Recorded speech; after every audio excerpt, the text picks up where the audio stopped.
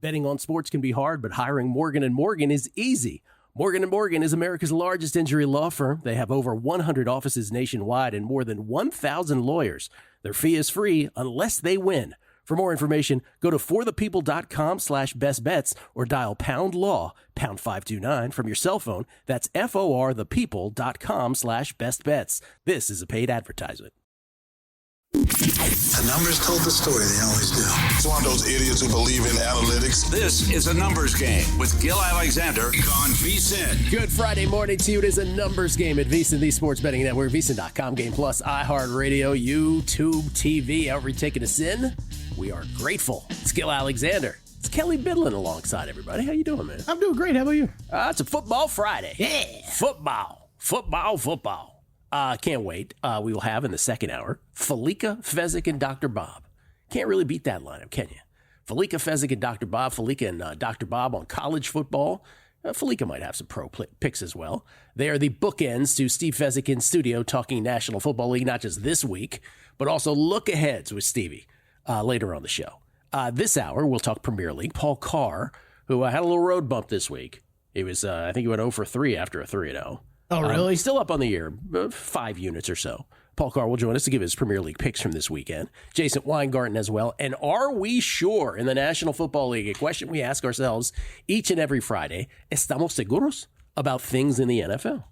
That's right. We'll do that. Kelly asks the questions. I try to answer. Are we sure? But we got to begin, Kelly, with last night's Thursday night football game. What a game it was. Lions 34, Packers 31. Packers get the money against the spread. It soars over. Let me just say, though, that this is one of those games where people go, oh, yeah, it soared over. It's easy over. Yeah, you hit the royal flush of everything. You converted both 4th and goals early, and then you didn't convert the 4th and whatever it was in your own territory, and Goff threw a pick in very deep inside their own territory. So it was kind of like an over just cavalcade of over things happening. So 34-31, the Lions get it done. The Lions move to 12-1 on the season. Obviously huge for the division.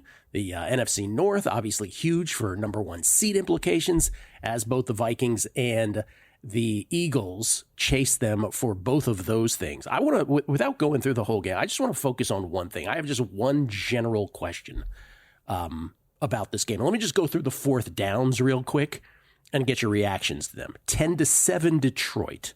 This is in the second quarter. 10-7 Detroit. Detroit has a 4th and goal at the 2 after Montgomery was stuffed for a 1-yard loss. They go for it. Goff to Gibbs, touchdown. 11 seconds left in the second quarter, 17-7. Sure. Yeah. Great. You like that one? Yeah.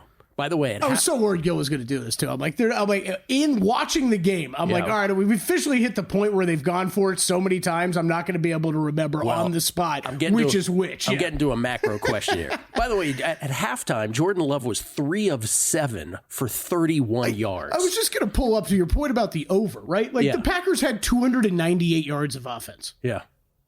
It's not a lot when you're seeing 65 points put on the board. No, they ran 45 plays and had 31 points. Right, but it really was about the 4 downs, right? So, okay, there's that one. By the way, the entire halftime show, they never mentioned once that Jordan Love was 3 of 7 for 31 yards. Like, they had to go back to Kirk and Al before it was even brought up. I was going to say, I thought I heard someone mention it right as they were going into halftime, but I didn't watch the halftime show. All right, that was the first 4th down. So they're up 17-7. Now it's Green Bay 21-17. Green Bay's up.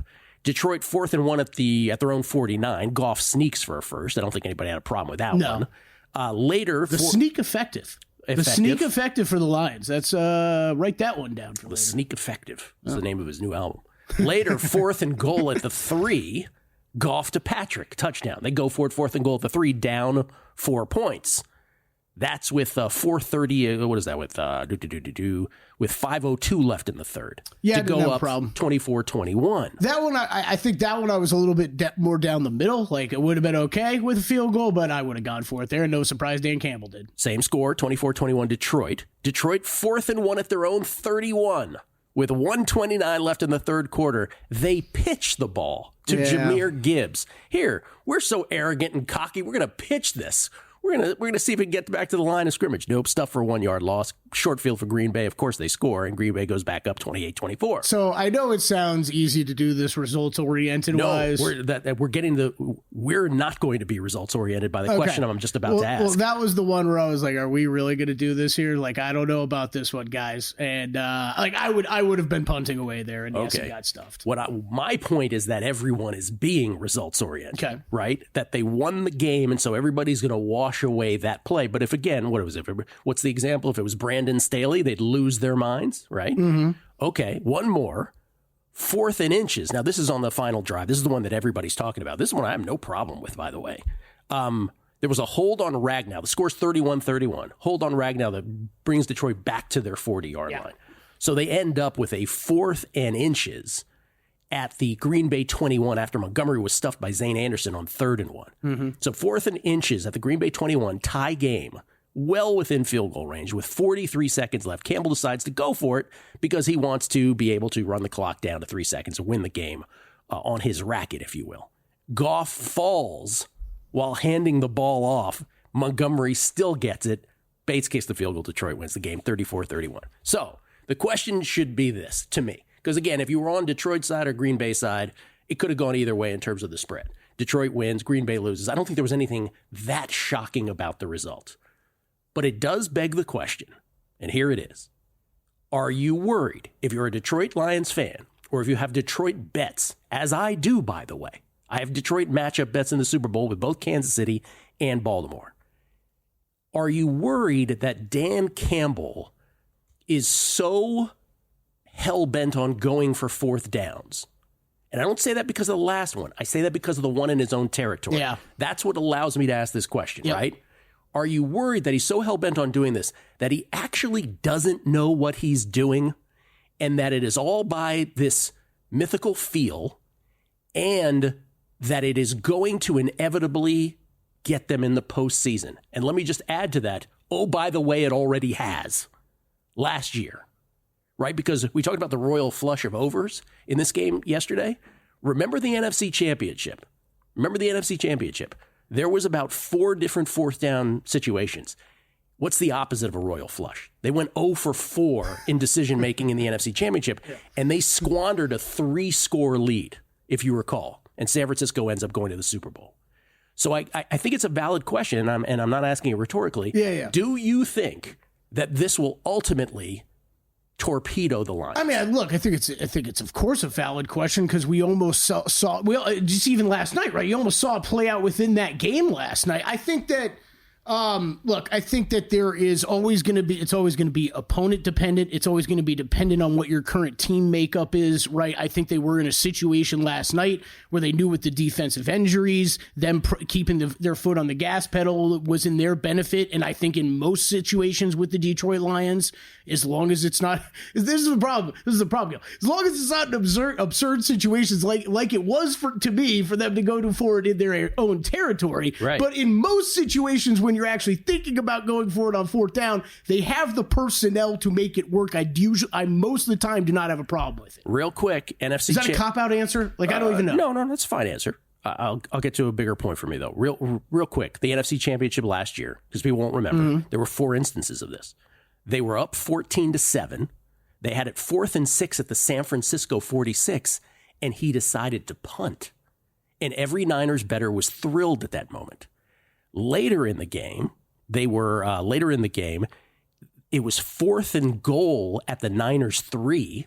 They were up 21-7, and they kicked a field goal to go up 24-7. All right, remember, they ended up losing this lead. Yep.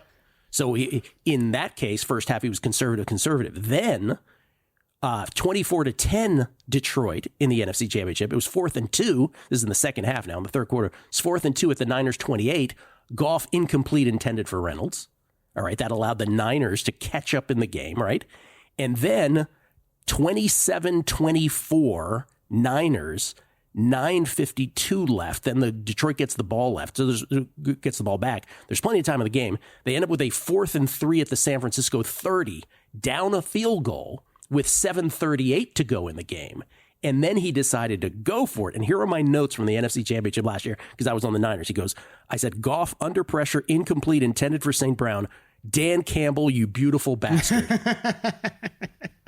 So I just want to say this. I say this as a guy who has the Lions bets.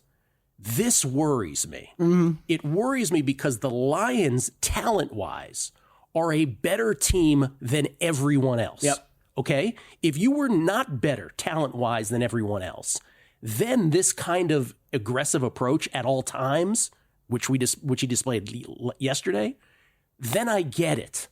But if you're the best team, what you are doing is artificially placing yourself in high leverage situations a little too many times for my liking, because you are opening the door for a lesser opponent to have a fighter's chance when they otherwise would not have. Okay. Does that make sense? Completely makes sense. Completely understand it. I think this is where it gets tough, because I'll go back to what I said about this game.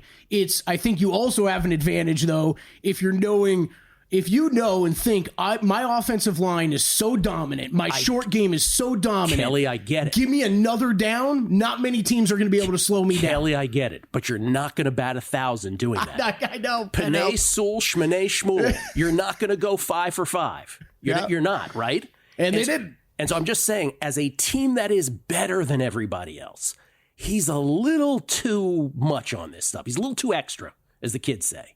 And I'm worried about it as a guy who has Lions bets. Yeah. Just saying. I think it's a really fascinating conversation, because what you just said is absolutely correct. Could you make the mistake of allowing a team that shouldn't be in the game to get in the game? And yes, of course they could. Because they've done it before. Yep. They've done it before. Last night everything worked out, right? So people are going to minimize, because of results, because people are results oriented, people are going to minimize the fact that they did go for it, 4th and short at their own 31. And at that point, I think we were all like, what are you doing, man? Yeah. That one was. And Green Bay took the lead right after that. Now, I'm just saying, I think that's the macro question from last night. Want to hear Dan Campbell's thoughts on the other side? We will. Let's do that. And are we sure about other questions in the NFL? That's next. Numbers Game, VSiN, the Sports Betting Network.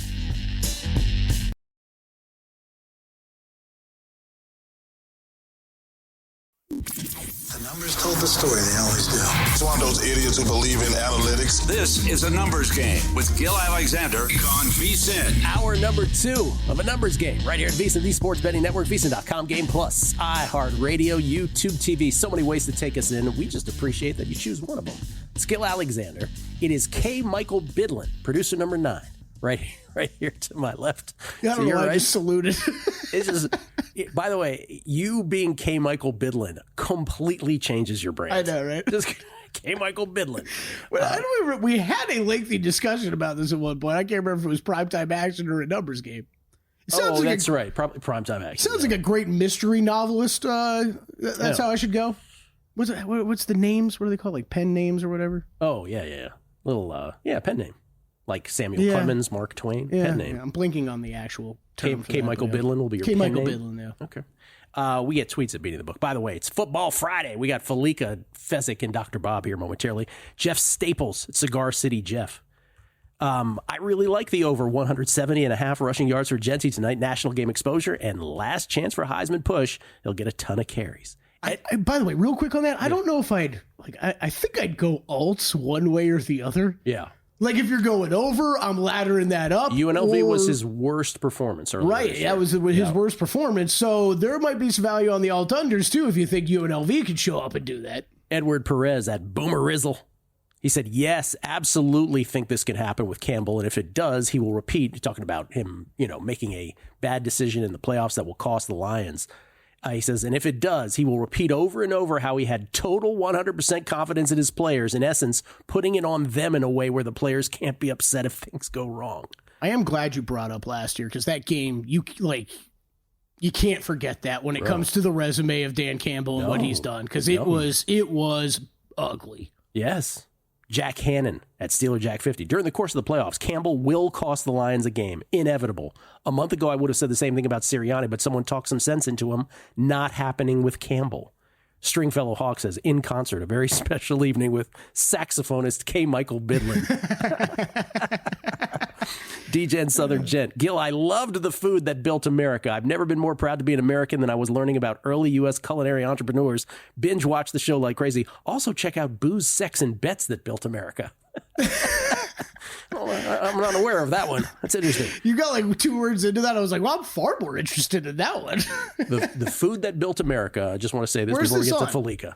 It's History Channel, I believe. Okay. We grew up. I'm going to write this one down. We all grew up. You and me both, Kelly. Yep. We all grew up at a time in American history where we just took for granted stuff was on the shelves. Mm-hmm. Cereals galore, candies galore, pizzas, pizza options, you name the food, frozen foods.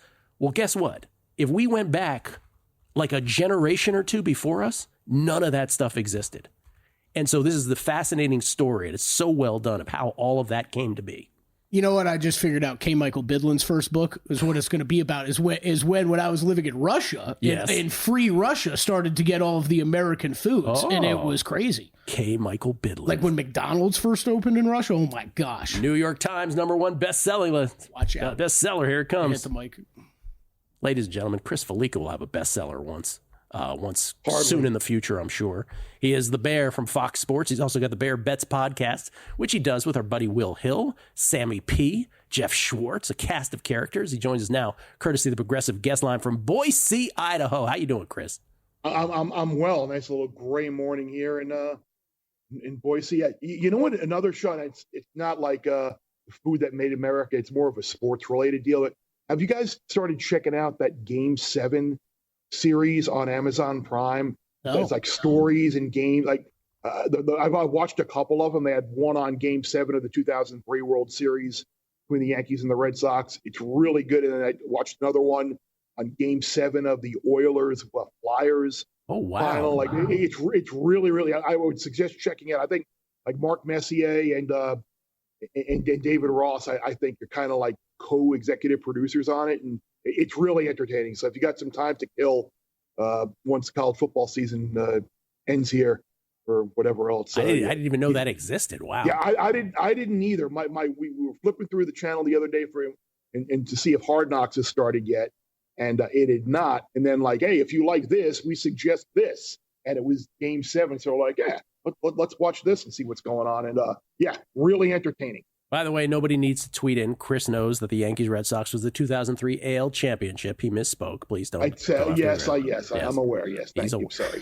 All right, championship, college championship fever. Today and tomorrow, 9 games. You have bets in how many of them? I have bets that I like in 4 of them. Okay. I like Penn State's team total under in the game. I don't think they're going to have a ton of success scoring. However, I will say this about this game, and I talk about this, and maybe I read too much into it, and maybe I'm full of you-know-what, but this is one of those games where I haven't heard one person pick Penn State yet. I totally agree, yeah. And I think Matt Humans, I think, was someone who mentioned it. I think some other people, they mentioned on like their power ratings have Oregon like 5.5. And this line hasn't moved. It's at 3.5 solid.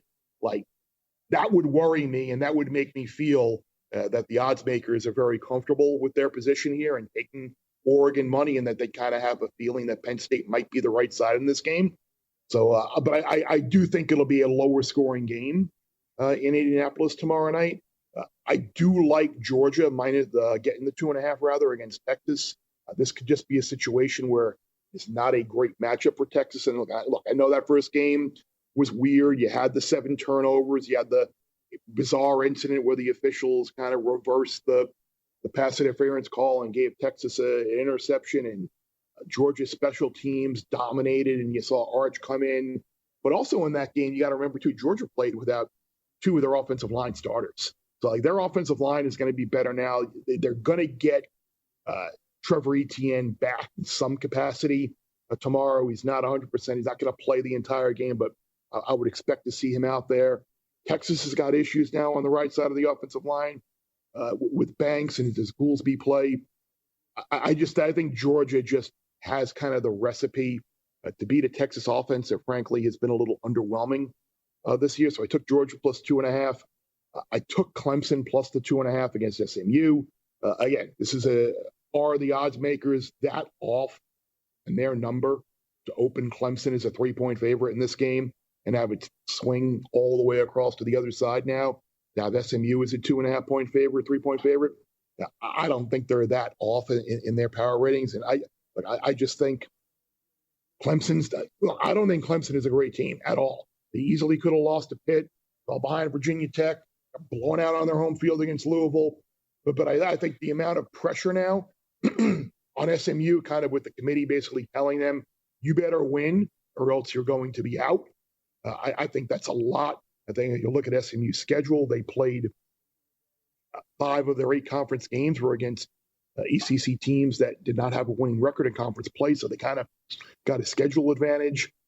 I do like Klubnik. I think he's going to give SMU's defense some problems. I know the SMU offense has been great since Jennings came into play, but I think this is one of those games where we're going to be looking up at Dabo at the end of the game, and the whole little old Clemson, everyone counted us out, and here we are again winning the ACC. So I do think Clemson is the right side here. And I like Iowa State against Arizona State. I think the Arizona State's injuries at wide receiver is a big deal. I know Iowa State has struggled to stop the run, but if they don't have to devote as much resources in John Hickok's defense to slow down a passing game and they can kind of focus on Scatterbo, I think obviously that makes their task that much easier. I think Iowa State has kind of been a little underappreciated this year. They got 2 great wide receivers. And I like the Clones here. I just see it now ticking down to 1.5 now. I'd still take it. I took them plus 2, but 1.5 is still fine. Let's do a little rapid fire here. I think you already answered this, and that was the first one was going to be if SMU does lose to Clemson, Clemson gets in as the ACC champion. You do believe Alabama will be in at the expense of SMU. At the expense of SMU. Yeah. I think that Ward Manuel, they basically spelled it out the other night and said it without really saying it. And you know what's funny too? I was kind of anti-Ole Miss all along. I'm like, you can't lose those 3 games against unranked teams. But now I'm just kind of doing all these sorts that I do at the end of the year. Like I'm wondering, like, and I hate like the simple answer being like, if you were an opposing coach, which of these 3 teams would you least want to play? I think the answer would be Ole Miss. Ole Miss. Like I would probably have them. I mean, they crushed South Carolina with Sellers. Their loss at Florida is nowhere near as bad as Alabama's loss at Oklahoma. I don't know. I think the committee got it wrong with the ordering of those 3. I said earlier in the week, I said a couple things. 1, Ole Miss has the most to be angry about, in my opinion. And 2, I gave you your props on the whole suggestion of here's how the committee could have gotten out of this whole controversy about, hey, a championship game is not supposed to hurt you if you lose. Right. Just rank Alabama ahead of SMU going into this week. Exactly. Right? Let them know where they stand. Exactly. Yeah. Okay. The second one is we don't know what the matchups are going to be quite yet. We have some sense, but we don't really know. What is your sense of right now? If I say Chris Felico, who's the best team in college football? Who's probably the team to beat? You would say. So hard, right? Like there isn't. It is hard. I'm probably going to get laughed at for saying this, but I think it still could be Ohio State. I think Ohio, with the defense that they have, and the Michigan bugaboo pressure to win, that game is off of them. You might be in a situation now where they just let it rip, and you're seeing Ibuka and Jeremiah Smith get balls, and you're going to get a home game. You're going to get either warm weather or an indoor quarterfinal, semifinal. Like Ohio State might be really overlooked right now and undervalued to win a title. Real quick, I need a 5-second answer. Genty, how many yards does he have to get tonight to win the Heisman, or is there no amount of yards? Your hunch? Nah, no amount of yards. It's over. Travis Hunter is your Heisman winner. Well, I worry about that as well. Chris Felica, enjoy Boise, man. Chris Felica, everybody. The Bear from Fox Sports. Coming back with Steve Fezzik in studio.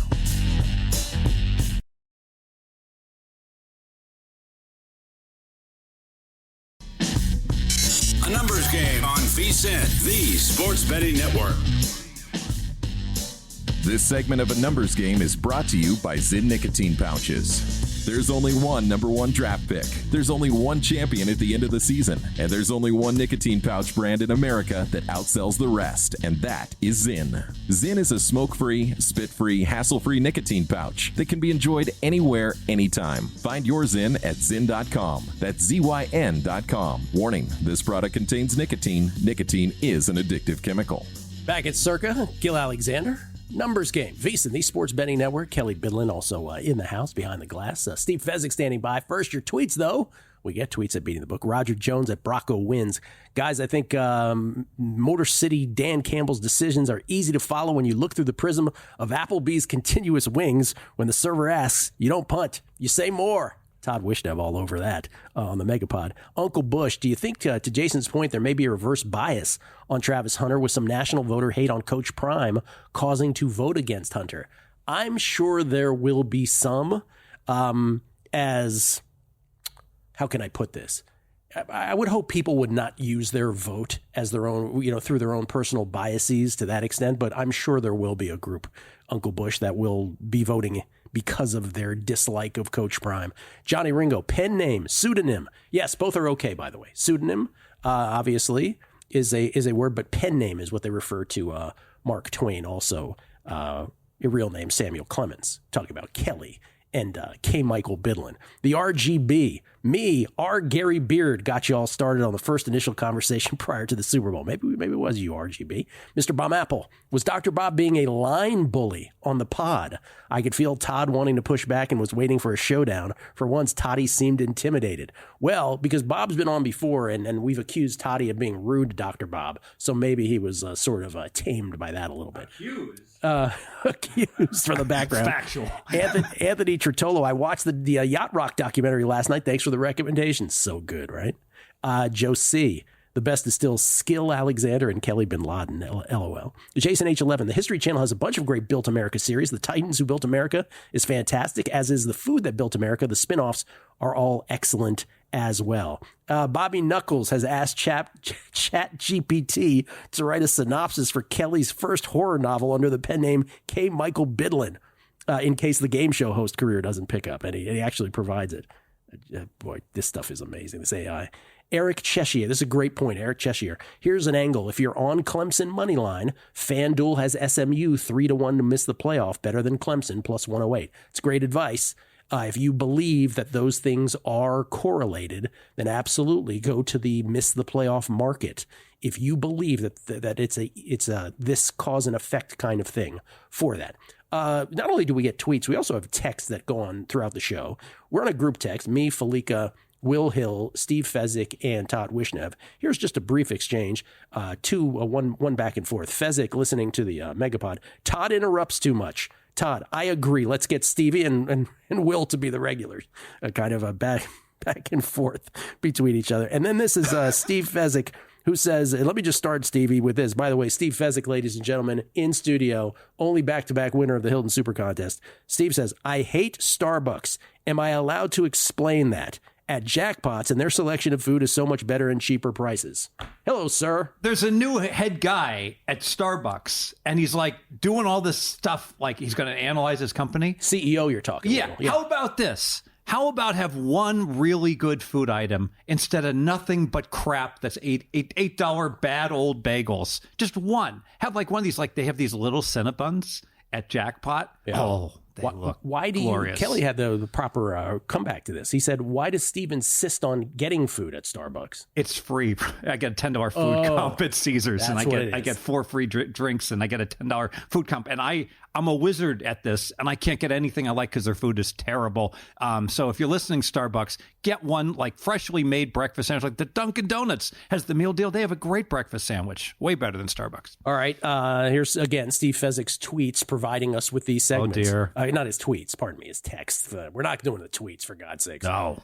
Let's discuss why the Dan Campbell late game decision to go. As everything with Steve's text, he voices them, so none of it makes any sense. But you want to talk about Dan Campbell. Yeah, so the very last decision, I'm going to make the case, it's a total slam dunk. Excellent points that people are saying Detroit's a dead not over team, so they going for it more, even if they're favored, makes a lot of sense for this team as opposed to a defensive team. But boom, we're in the moment there.